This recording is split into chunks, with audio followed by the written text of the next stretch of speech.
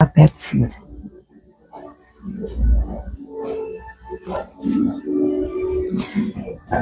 Boa noite, irmãos. Que bom estarmos mais uma vez aqui. Eu sempre penso que nós somos, de alguma forma, privilegiados, porque nós queremos, nos envolvemos nesta energia, neste desejo de estarmos aqui, nos esforçamos, e aí a espiritualidade trabalha em nosso favor. Então isso acaba sendo um privilégio, é uma alegria nós podermos estar aqui.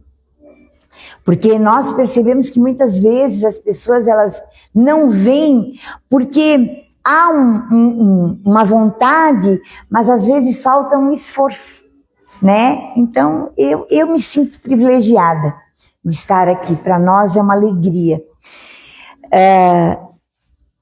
E quando nós estamos aqui reunidos, Jesus diz que sempre Ele estará entre nós. Por isso nós vamos orar. Amado Mestre, Tu que sabes das nossas necessidades, humildemente rogamos o Teu amparo, para que as nossas necessidades sejam atendidas na medida do nosso merecimento, que nós, Senhor, saibamos reconhecer essas dificuldades, saibamos, Senhor, passar por cima do nosso orgulho e entender que buscar tem que ser a nossa meta. Abençoa, Senhor, o nosso caminhar, abençoa este momento e auxilia-nos para que a coragem seja parte da nossa vida. Pai nosso, que estais em toda parte, santificado seja o Teu nome. Venha a nós o Teu reino de amor e misericórdia. Seja feita a Tua vontade, na terra e em todo o universo. O pão nosso de cada dia dá-nos hoje. Perdoe nossas dívidas quando formos capazes de perdoar os nossos devedores. Não nos deixe cair quando em tentações e livra-nos por caridade da prática do mal, hoje e sempre que assim seja. Em nome de Deus, nosso Pai, em nome de Jesus, o Cristo de Deus, em nome de Maria de Nazaré, a Mãe de Jesus, em nome de Chico Xavier, mentor espiritual desta casa, e todos os bons espíritos que aqui vêm nos auxiliar, nós vamos iniciar neste momento os trabalhos público-doutrinários nesta noite no Centro Espírita Chico Xavier. Que assim seja, que sejamos bem-vindos. Nós temos a alegria de receber hoje o nosso amigo e irmão Gilberto Lima.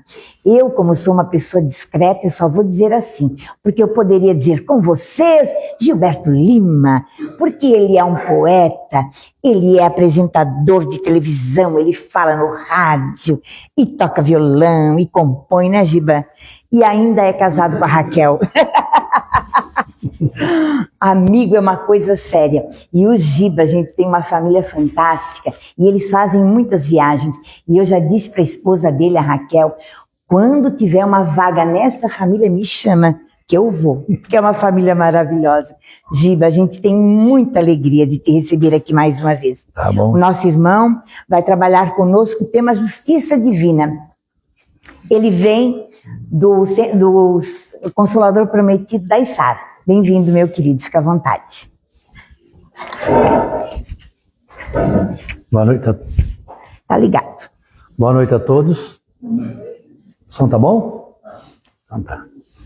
Pois então, quando eu era criança, nesta cidade de Criciúma, onde eu nasci, em 1953, portanto eu já estou com 71 anos, me ensinaram que quando a gente era bonzinho ia para o céu e quando a gente era malzinho a gente ia para o inferno. Foi isso que me ensinaram. E eu cresci durante muito tempo com essa imagem, com essa informação, né?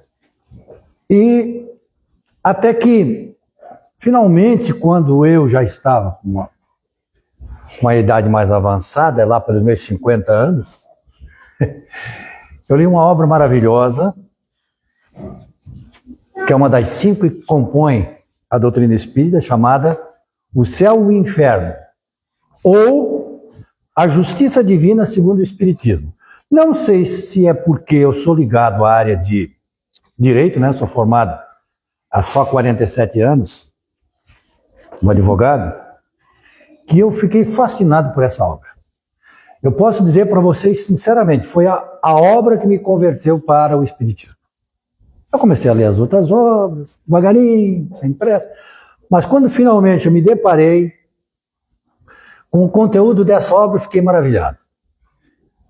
E como este ano, esta obra está de aniversário, está fazendo 160 anos, eu passei o ano inteiro em todas as casas onde eu fiz palestra e fiz uma abordagem sobre esse tema, porque eu tenho um fascínio muito grande, um carinho muito grande por esta obra.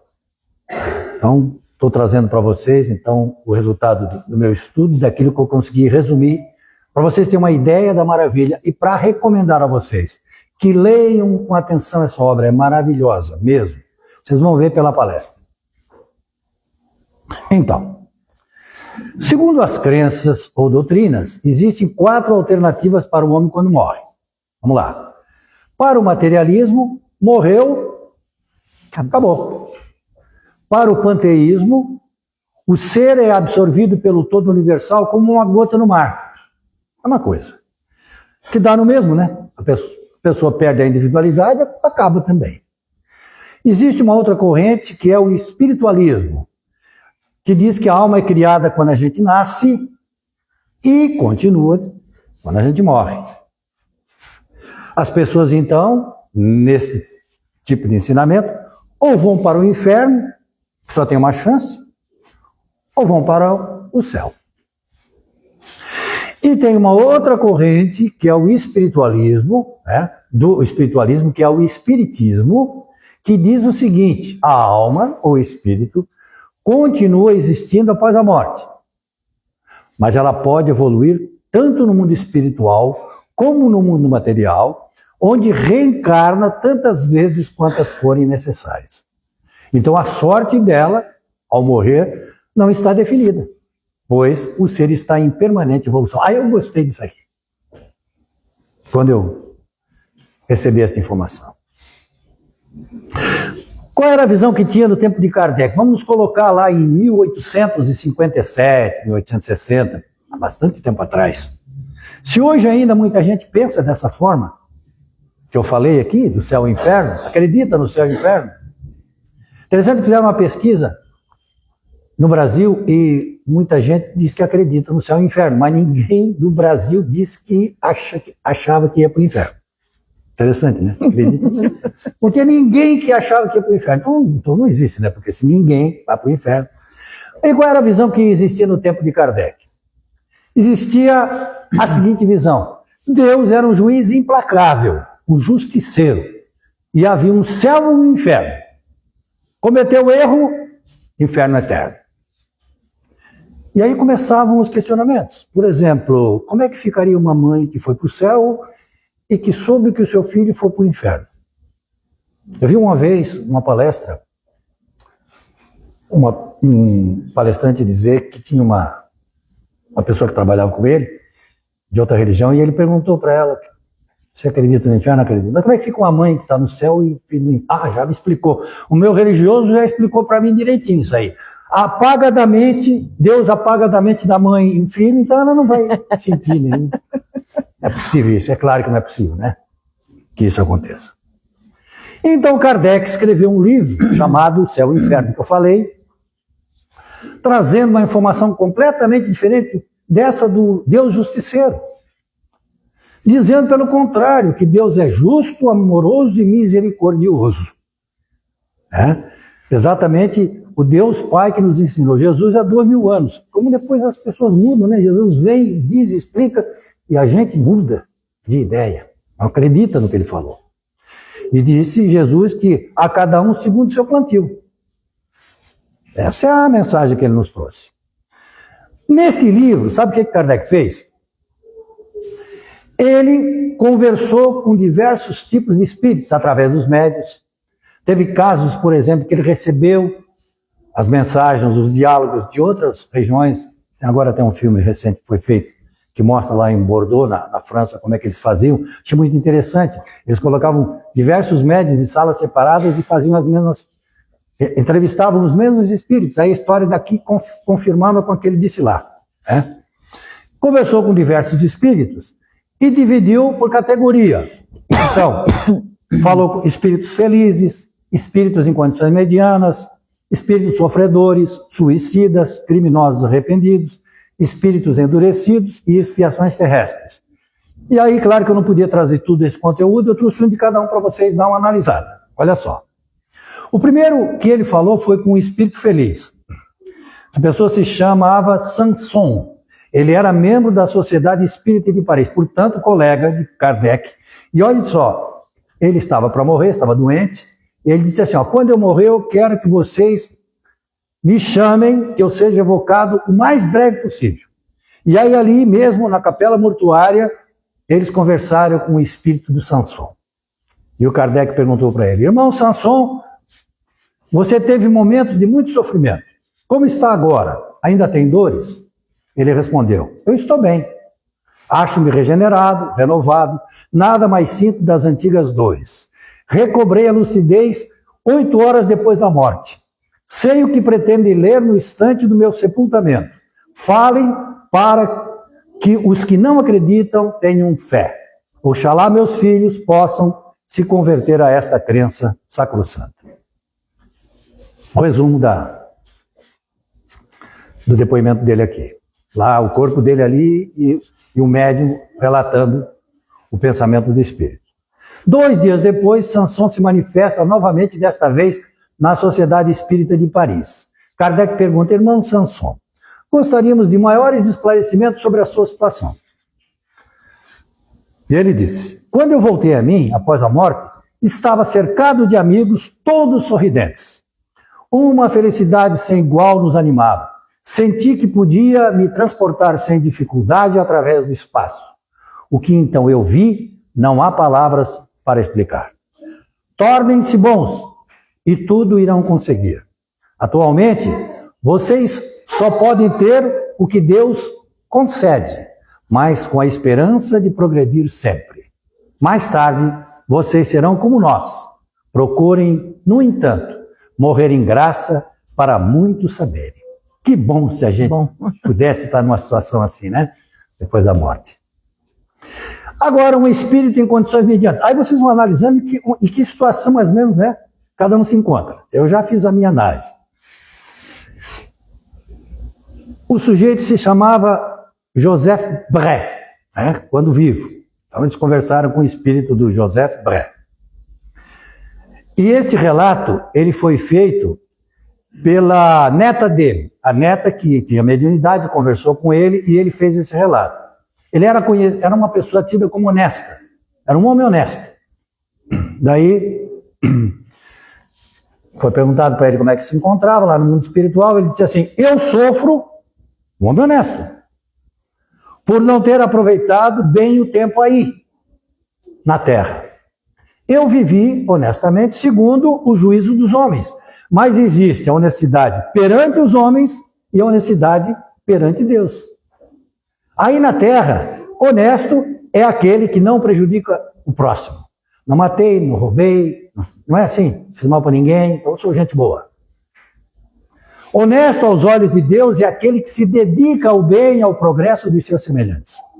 Que evita palavras ofensivas, que não é orgulhoso, invejoso, ambicioso, que é paciente e bondoso para com quem o agride, que perdoa as ofensas do coração. Cada vez que eu li isso aqui, eu ficava mais preocupado. Que ama a Deus sobre todas as coisas e o próximo como a si mesmo. Eu disse, meu Deus, que situação que eu vou estar lá no mundo espiritual. Aí ele diz assim, confesso que eu faltei a muitos desses deveres, e disso eu me arrependo. Aos que tiverem a consciência assim endividada, eu recomendo que reparem as faltas fazendo o quê? Praticando boas obras. Deus levará em conta as provações e apagará as faltas. Agora, um espírito sofredor. Lisbeth. Né? E aí Kardec pergunta, qual é a causa do seu sofrimento, minha irmã? Sofro porque não fui humilde. Não fui submissa à vontade de Deus e nem paciente na minha aprovação. Estou arrependida, mas o arrependimento é inútil quando apenas produzido pelo sofrimento. Então não adianta só se arrepender. Porque depois que a gente começa a sofrer, a gente se arrepende. Mas ela está dizendo que não basta isso. Arrependimento útil é aquele que tem por base a mágoa de haver ofendido a Deus, ou seja, as leis divinas, e o desejo de uma reparação. Né? Como é que eu reparo isso que eu fiz de errado? E ela diz assim, ainda não posso isso, infelizmente. Tive um nascimento de elevada condição, possuía tudo o que os homens julgam ser a fonte da felicidade, rica, tornei-me egoísta, bela, fui vaidosa, insensível e hipócrita. Nobre, era ambiciosa. O orgulho foi a minha perdição e me impede de progredir. Aí Kardec consola. Minha irmã, Deus não condena seus filhos a penas eternas. Aí ela disse assim, sim, já me disseram que esse sofrimento pode ter um fim. Mas onde e quando? Há muito tempo que eu procuro e só vejo sofrimento sempre, sempre e sempre. E como é que seria a situação de um suicida no mundo espiritual? Para quem não conhece qual seria, eu vou relatar agora o caso de uma senhora. O Benjamin, que era o filho dela de 21 anos, estava gravemente doente e ia morrer. Aí no instante da morte, a mãe começou a se desesperar e disse assim, meu filho, eu vou te acompanhar. E todos acharam que era apenas uma maneira de dizer dela, era uma explosão de dor. Mas logo em seguida que o menino morreu, foram atrás dela, ela tinha se suicidado. E aí Kardec depois conversa com o espírito dela. Minha irmã, como você está? Quero ver meu filho cruéis. Tomaram ele de mim para levá-lo à luz e a mim me deixaram nas trevas. Quero meu filho porque ele me pertence. O amor materno não vale nada. Carreguei-o no ventre, amamentei-o. Guiei seus primeiros passos. Ensinei-o a falar o sagrado nome de Deus e o doce nome de mãe. Fiz dele um homem cheio de atividade, de inteligência e de honestidade, para perdê-lo quando se tornou adulto e tinha um grande futuro pela frente? Não, Deus não é justo. Não é o Deus das mães, não. Ele não compreende as dores e o desespero. E quando busquei a morte para não me separar de meu filho, eis que novamente me roubam. Meu filho onde está? Eu achava que Deus era melhor que os homens. Não acreditava no seu inferno. Me enganei. Levaram meu filho para o paraíso. E eu estou no inferno. No inferno das mães. Existe mesmo. Eu estou vendo isso. E aí Kardec fez esse comentário. Pobre mãe, o suicídio é um crime aos olhos de Deus. A ausência de seu filho é a punição, é óbvio. Deus é bom, mas ele é justo. A morte de seu filho era uma prova de resignação, mas infelizmente você falhou quando em vida e agora na morte está falhando novamente. Somente você pode abreviar ou retardar o reencontro com seu filho. Ore a Deus pedindo perdão. E a mãe diz, que luz de esperança eu recebo nesse instante. Obrigada, vou orar a Deus. Olha só o ensinamento, né? E aí Kardec também aproveita e conversa com o filho Benjamin sobre o suicídio da mãe. Meu irmão, você sabe que sua mãe se suicidou em consequência do desespero da sua perda. Benjamin fala, sim, e se não fosse a dor que me causa esta fraqueza dela, eu me julgaria completamente feliz onde eu estou.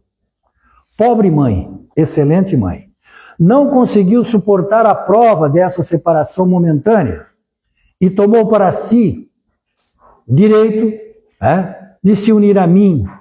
Tomou o caminho errado e que vai nos separar por um longo tempo. Então ela se suicidou pensando que já ia ficar junto com o filho, pelo contrário, vai ficar muito tempo afastada. Se houvesse aceitado a aprovação com humildade, se tivesse esperado com paciência o momento da sua morte, ao entrar no mundo espiritual, teria me avistado imediatamente e eu a receberia de braços abertos. Ela iria me encontrar radiante e feliz. Mas o que ela fez coloca entre nós uma barreira, um abismo. Orem por ela. E, sobretudo, não a imitem. Principalmente vocês, mães, que estão comovidas com essa história. Não pense que é porque ela amava o filho mais que as outras mães. Não, não foi por isso. É que lhe faltou coragem, faltou resignação, faltou fé em Deus. Mães que me ouvem, quando a agonia chegar a seus filhos, lembrem-se de que, como Cristo, eles estão subindo ao alto do Calvário para alcançar a glória eterna. E um criminoso arrependido? Como é que fica lá no mundo espiritual? Kardec conversou com o espírito de Lemaire. Ele foi condenado à morte, um criminoso, e foi executado. Um mês depois ele foi evocado. Né? E Kardec perguntou: irmão, como é que você está se sentindo ao nos ver? E ele disse: sinto-me com vergonha. Quando entrei na nova existência, tive um sofrimento insuportável, uma espécie de remorso. Já me encontrei com meus cúmplices e isso foi muito doloroso. Já me encontrei com as minhas vítimas que são felizes. Seus olhares me perseguem. Inutilmente eu tento fugir, sinto vergonha. Elas me olham, entretanto, com piedade. Né? Não tenho ódio, nem desejo de vingança. Não lamento a perda da vida, mas os meus crimes. Se dependesse de mim, não mais os cometeria, acreditando-me, olha isso aqui que ele falou, acreditando-me forte, escolhi uma vida difícil e acabei por ceder às tentações do mal. Então, a gente, quando está no mundo espiritual, a gente escolhe o gênero de provas e tem gente que diz assim, não, vou pegar uma prova bem pesada, para acelerar a minha evolução e não dá conta. É o que ele está dizendo aqui, ele achou que ia dar conta e não deu. Então, olha só. Você não poderia ter se tornado um homem de bem? Kardec perguntou. Lemaire, como eu era fraco, talvez pudesse assim ter corrigido algum defeito dentro de mim, mas não ao ponto de me tornar um homem de bem. Não acreditava em Deus e agora eu o sinto, mas ainda não o compreendo. Meu arrependimento é sincero, porque vejo o que fiz. Foi justo, ele disse, o castigo que eu recebi na terra. Pretendo reparar meus crimes em novas experiências, mas isso me parece assim um pouco tão distante, né? Ele mesmo se analisando. Pelo menos ele foi sincero no depoimento, gostei do depoimento dele. E um espírito endurecido, daqueles coração bem duro, a rainha mãe do reino de Oudh na Índia. Naquela época a Índia tinha muitos reinos, e ela era a rainha mãe de um reino, o reino de Oudh.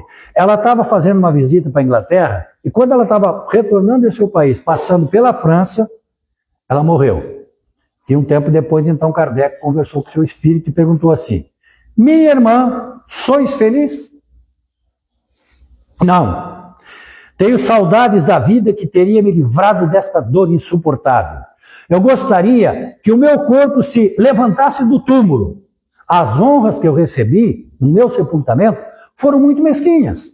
Eu era rainha e nem todos se ajoelharam, meu Deus. Como? Aqui neste mundo, eu continuo sendo rainha. Que me mandem escravas para me servirem.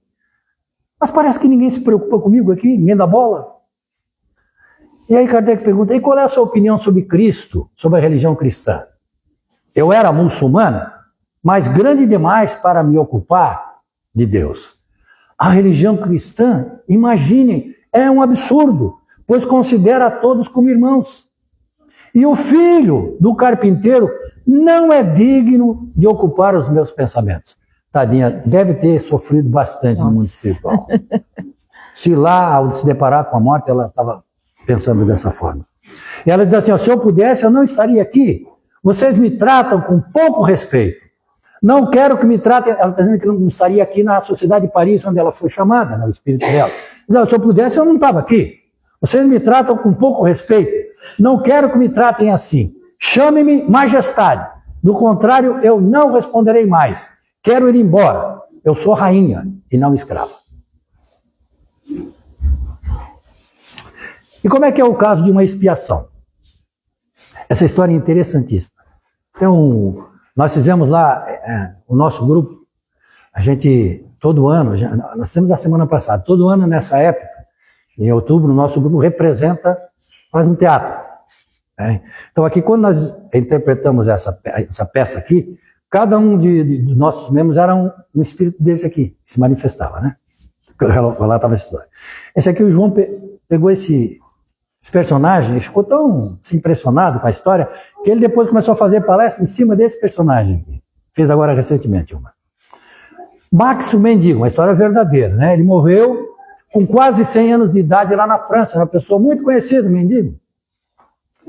E ele era conhecido como Pai Max, ou Conde Max. E aí Kardec perguntou para ele: meu irmão, gostaríamos de ouvir a sua história.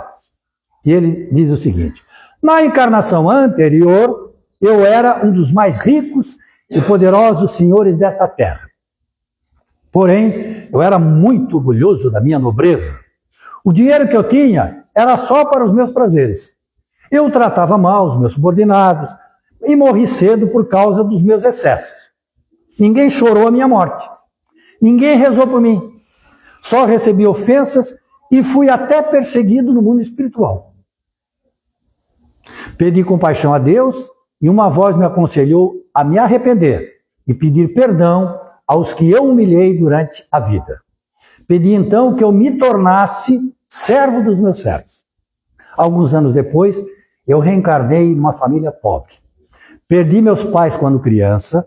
Aos 40 anos fiquei paralítico e tive que mendigar por mais 50 anos. Por estas terras onde tinha sido o Senhor absoluto. Agora, olhem só. Nas propriedades que me haviam pertencido, eu recebia migalhas de pão e abrigo nas estrebarias. Por ironia do destino, passaram a me chamar de conde. Era um mendigo. Quando eu dormia, meu espírito costumava visitar o castelo onde eu reinei como um tirano.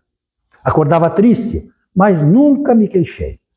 E quando eu morri, agradeci a Deus por haver me sustentado com firmeza e resignação numa prova tão difícil, da qual hoje eu recebo a recompensa. Bonito, né? Conclusão. Aí Kardec fez a conclusão.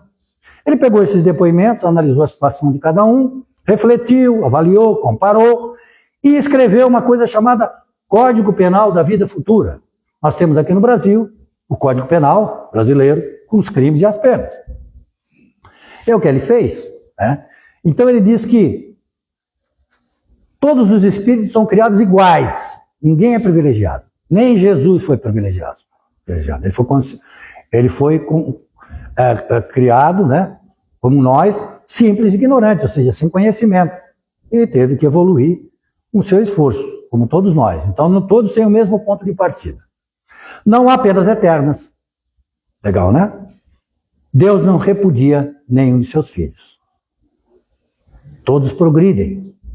O bem e o mal são rigorosamente considerados por Deus, a cada um segundo suas obras. A alma traz consigo o próprio prêmio ou castigo onde quer que se encontre. O céu e o inferno estão por toda parte onde existam almas felizes e sofredoras. Então não tem um lugar para o inferno, um lugar para o céu. Jesus não estava aqui na Terra? Ele estava no céu ou no inferno? Ele era feliz ou infeliz? Mas ele estava aqui na Terra, ao lado de gente infeliz, que estava num verdadeiro inferno. A duração e a natureza das penas dependem da gravidade, do conhecimento, do autor, das circunstâncias e da permanência no mal. Só o arrependimento não basta para pagar a falta. É preciso a expiação, é sofrer a consequência. Então, se você um dia deu um tapa em alguém, um dia você vai levar um tapa para ver que é bom. Aí, se você suportar, então você passou na prova. Mas você tem que passar por uma experiência também, né?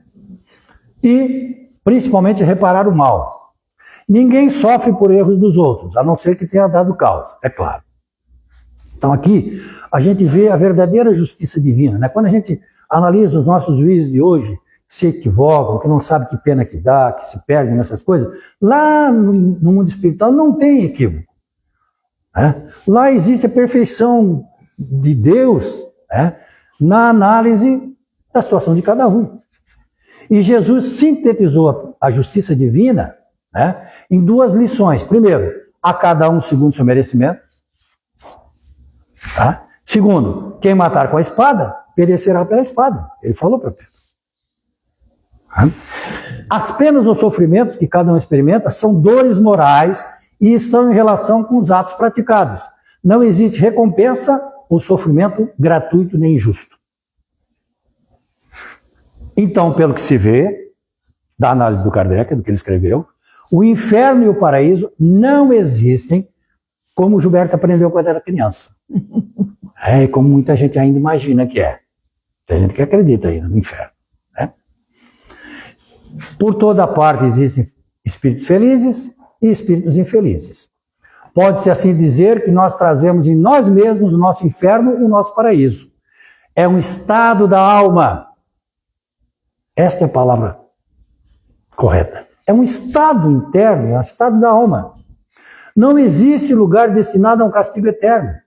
Cada um traz em si o seu próprio céu ou o seu inferno.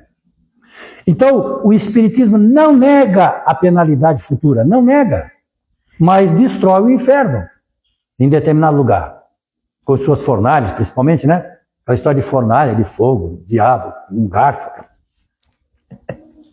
E penas eternas. É pior que eu acreditei nisso durante um tempo, né? Por isso que eu estou revelando para vocês. Quando eu li essa obra que terminou, eu disse, gente do céu. Mas e o tal do purgatório? Que é o que eu acreditava que tinha uma lógica, porque pelo menos dava chance da pessoa se recuperar.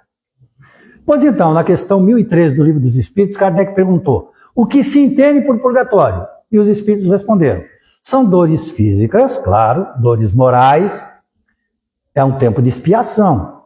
E ele diz o seguinte, quase sempre na terra é que fazeis o vosso purgatório, e que Deus vos obriga a expiar as vossas faltas. Então, aquele ditado popular, que as pessoas dizendo que purgatório é aqui mesmo, é porque é mesmo, aqui é um purgatório. O purgatório é uma alegoria, né? É simbólico. Deve-se entender como tal, não um lugar, mas o estado dos espíritos imperfeitos que se acham neste processo de expiação. E os anjos? Foram já feitos assim? Como nós vimos, não. Todos nós temos um mesmo ponto de partida. Então os anjos são as almas dos homens que já chegaram ao grau de perfeição, né, que a criatura comporta e que nós chegaremos um dia. Tem uma música muito bonita, né, que a gente canta, né, Graça, que se chama Um Dia Todos Nós Seremos Anjos. Um dia todos nós aqui seremos anjos. E os demônios? Quem são? Segundo o Espiritismo, os demônios são espíritos imperfeitos, suscetíveis de regeneração, todos eles, e que um dia também serão anjos. Então o que é que a gente aprendeu com essa revelação de Kardec? Lei geral, consequência. Tudo na nossa vida tem consequência, na nossa vida espiritual. Tudo que a gente faz tem consequência, positiva ou negativa. Uma falta corresponde a uma penalidade. Um ato meritório, uma recompensa. É? E o Livro dos Espíritos nos diz que a lei de Deus está gravada na nossa consciência. Então quem pune é a nossa consciência. Quem castiga é a nossa própria consciência. Ou seja, nós quebramos, temos que consertar. Não como castigo, mas como oportunidade de aprendizado. E aqui então nós vamos analisar essas duas expressões. Punição e castigo. Pois vocês querem saber qual é a origem destas duas palavras, se você for lá no grego, no latim, e buscar a origem de punição e castigo, sabe o que essas palavras significam? Sabe o que, Graça? Limpeza, purificação. Então elas ganharam uma conotação equivocada com o passar do tempo, porque no fundo é isso. Né? Quando a gente lê em algum lugar que Deus nos pune, que castiga, nós temos que entender que é a nossa consciência que adota os meios adequados para a nossa purificação. O objetivo é purificar, é limpar a sujeira que nós fizemos. Cometemos erros, nós contrariamos a harmonia do universo, nós poluímos o nosso pequeno mundo interno, poluímos, então a consciência vai limpar essa sujeira. É isso. E a felicidade completa, quando é que ela existe? Quando a gente chegar à perfeição. Só os anjos têm felicidade completa. Até o Haroldo Dutra Dias, que é um famoso palestrante, brinca a respeito disso, né? Ele diz assim, se você quer um casamento perfeito, né, faz o seguinte, né, torne-se um anjo e case com a sua mulher, que também seja um... Aí não tem equívoco, daí é perfeita a felicidade. Agora, até lá não tem saída, porque a imperfeição gera sofrimento. Eu vou dar um exemplo para vocês aqui, para vocês entenderem. A imperfeição gera sofrimento. Vamos pensar assim, uma imperfeição, inveja, uma imperfeição. Como é que ela gera sofrimento? Imagina o sujeito, tem uma inveja danada do vizinho, né? Aqueles que tem mesmo, né? Inveja. E aí um domingo, ele está lá em casa assistindo o jogo, daqui a pouco a esposa chega assim e diz assim, viu o carro novo do vizinho? Carro novo. Então, comprou um carro novo. Onde é que tá? Tá entrando agora lá na garagem. Ele vai, olha. Não dorme aquela noite.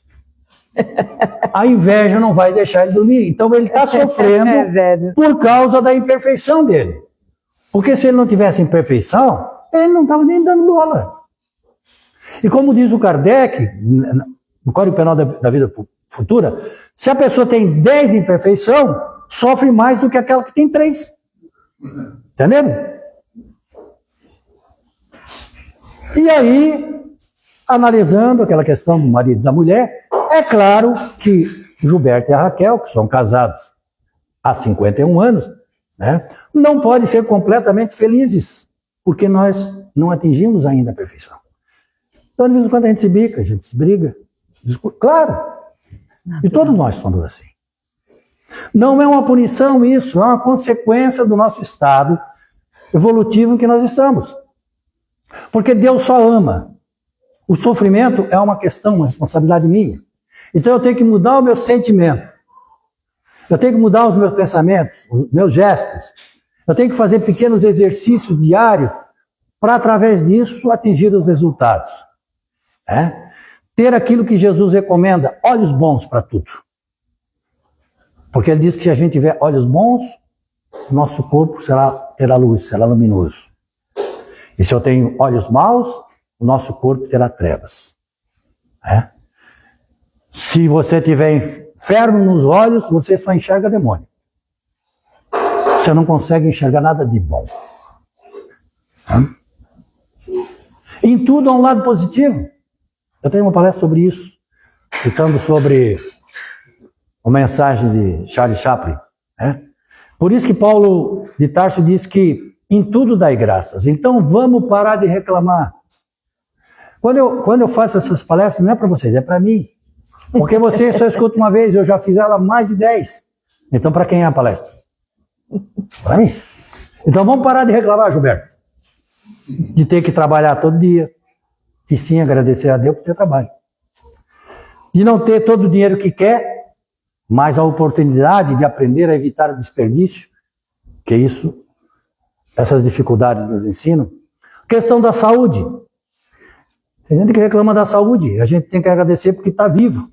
E olhem bem aqui o seguinte, uma coisa é eu tenho uma doença, outra coisa é quando a gente diz que é doente. Eu sou um doente. Não, eu tenho uma doença. Quando eu digo que eu sou um doente, é completamente diferente. Vocês viram o caso do Sansão lá, o primeiro espírito que nós analisamos aqui o depoimento dele? Ele estava doente, morreu, perguntaram para ele, como é que está aí no mundo espiritual? Beleza, não sinto nada. E quando o cara se sente doente, sabe o que acontece, Graça? Tu morre, vai para o mundo espiritual e continua doente lá. Isso aí. E é internado no hospital lá no mundo espiritual, por incrível que pareça. Porque ele cismou que ele é doente. Ele é um enfermo.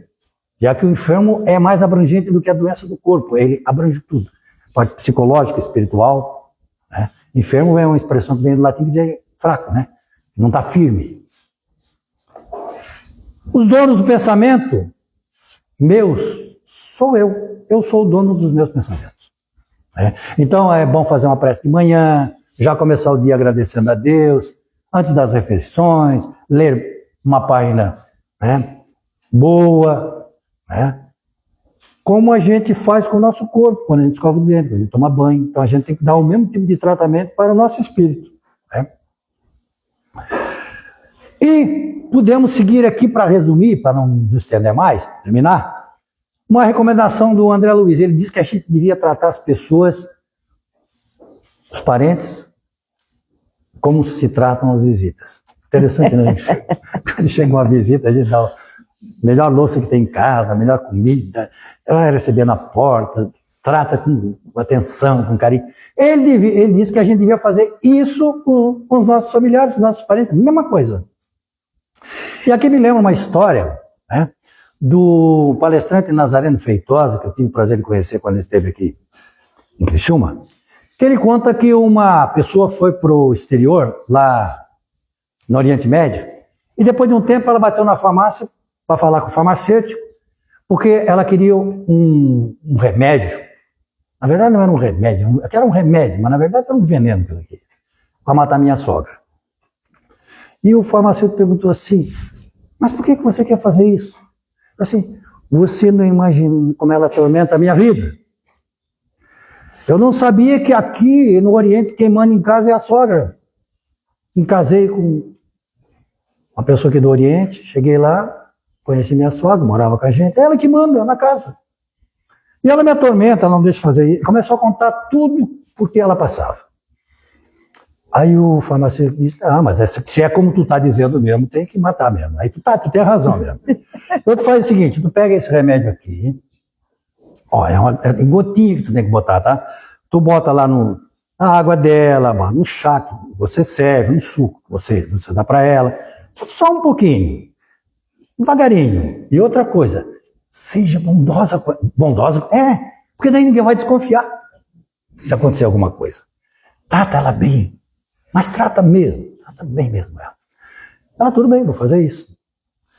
Aí passam uns 6 meses, ela volta lá no farmacêutico e diz, eu queria que o senhor arrumasse um antídoto para dar para minha sogra, porque eu não quero mais que ela morra. O senhor se lembra de mim? Lembro do seu caso, muito bem, lembro, sim. Mas por quê? Ela disse, não sei. Não sei porque depois que eu comecei a tratar ela bem, eu levei ela no shopping, né? Eu comecei a servir café para ela, ela mudou completamente comigo. Hoje ela é minha amiga. Hoje nós nos damos muito bem, ela é minha verdadeira mãe, então eu não quero mais que ela morra. O senhor não tem aí um antídoto? Ela disse, não tem nada com antídoto, não precisa antídoto. Na verdade, eu não te dei veneno nenhum. Eu te dei foi uma vitamina. Então, pode ficar tranquila. Porque eu sabia que depois que você utilizasse o amor, que você tratasse ela bem, tudo iria ser resolvido. Então, esse é o recado, né? Que a gente aprenda a usar no nosso dia a dia a vitamina do amor. Que foi o grande recado que Jesus nos trouxe quando ele veio aqui, né? Nos ensinar e vivenciar, né? Porque só o amor pode nos fazer feliz. E aí vamos lá, né? Só o amor pode nos fazer feliz? Então vamos cantar a música Só o Amor. Não sei se você conhece, Graça, essa música. Que você fica disputando comigo onde tu vai aí cantando também.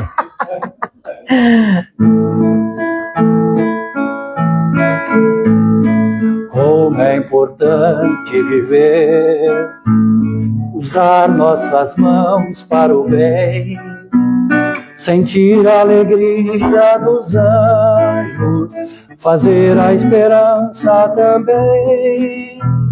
Se o homem quisesse entender o quanto é importante a paz, a guerra não existiria e o mal não faria jamais.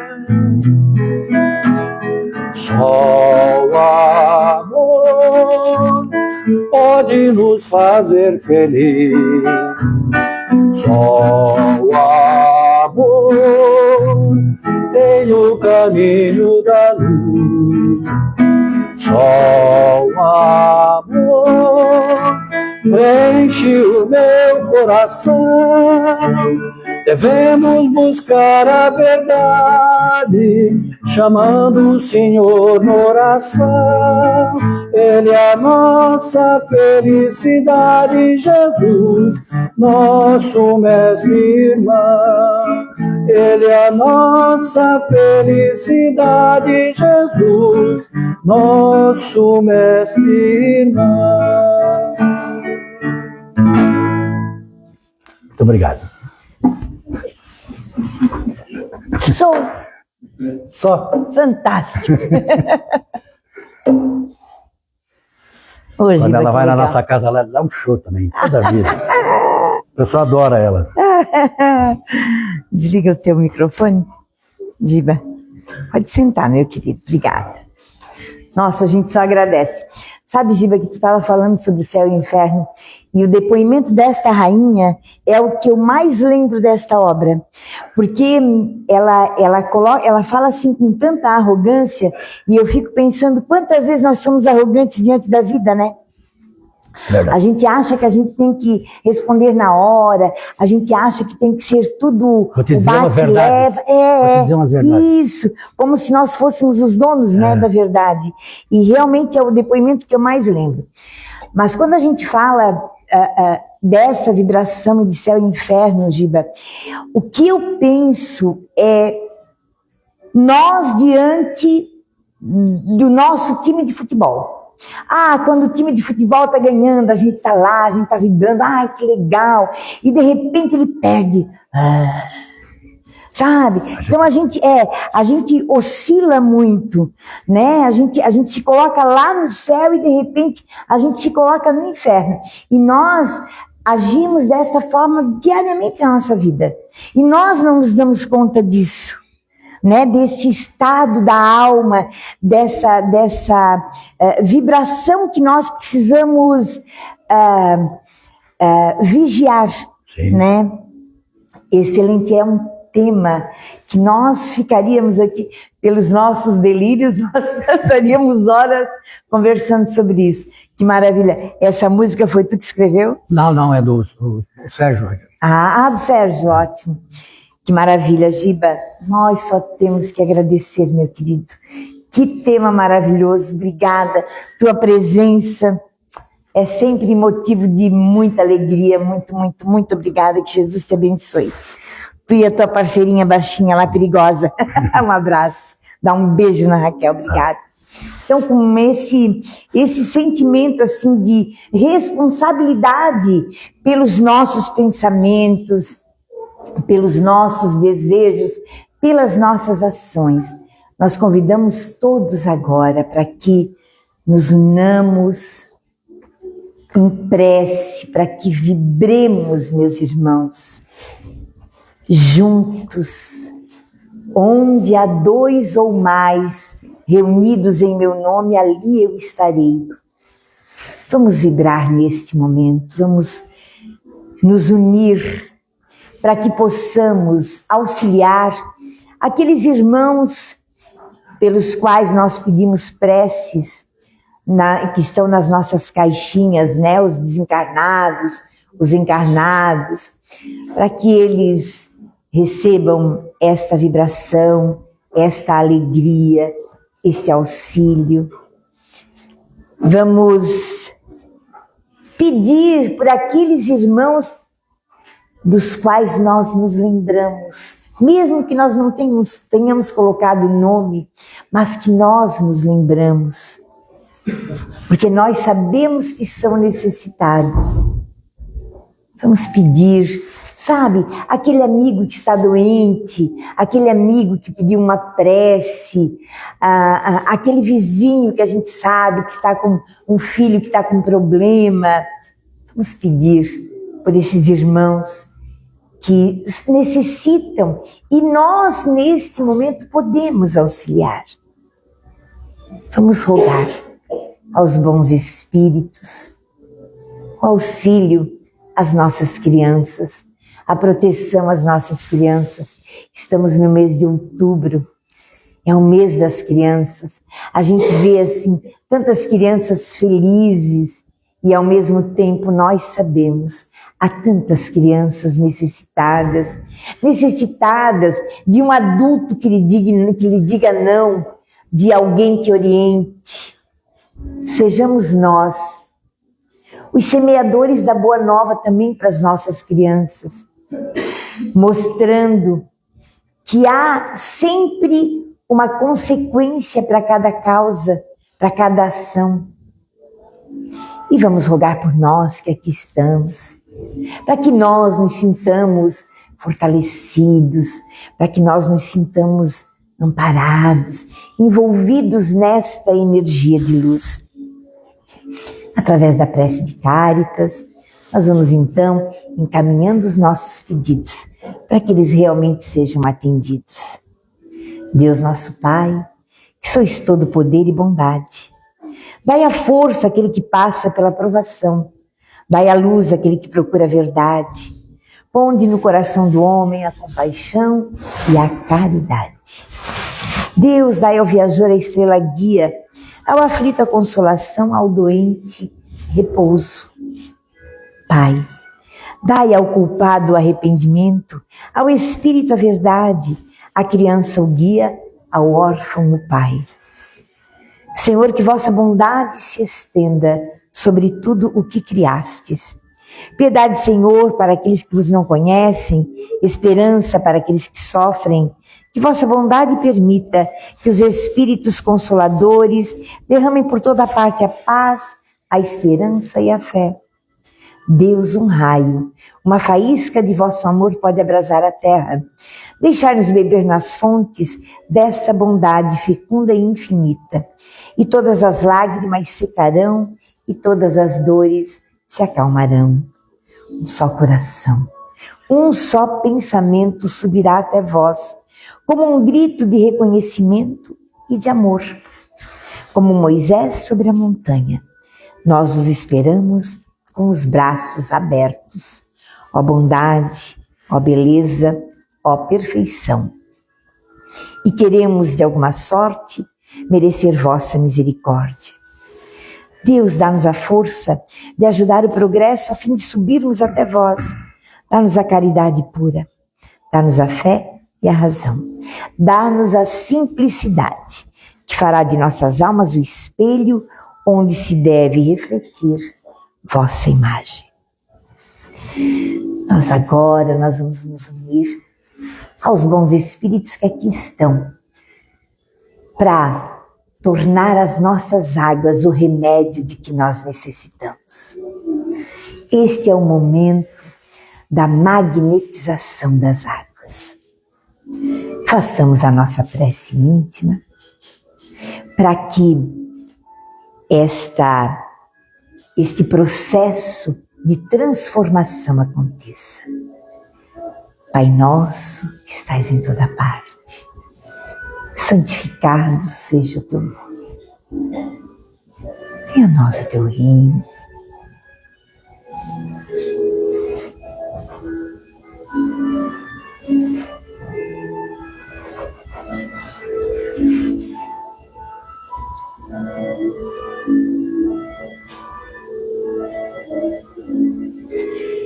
Em nome de Deus, nosso Pai, de Jesus, nosso Mestre, de Maria de Nazaré, a Mãe de Jesus, em nome de Chico Xavier e todos os bons espíritos que nos amparam, nós vamos encerrar então a primeira parte dos trabalhos desta noite, agradecendo muito a presença da espiritualidade amiga. Que assim seja. Nós convidamos a todos para que permaneçam sentados, que alguém vai guiá-los ao passe. Muito obrigada. Meu amigo Gilberto Lima, muito obrigada, meu querido. Tu já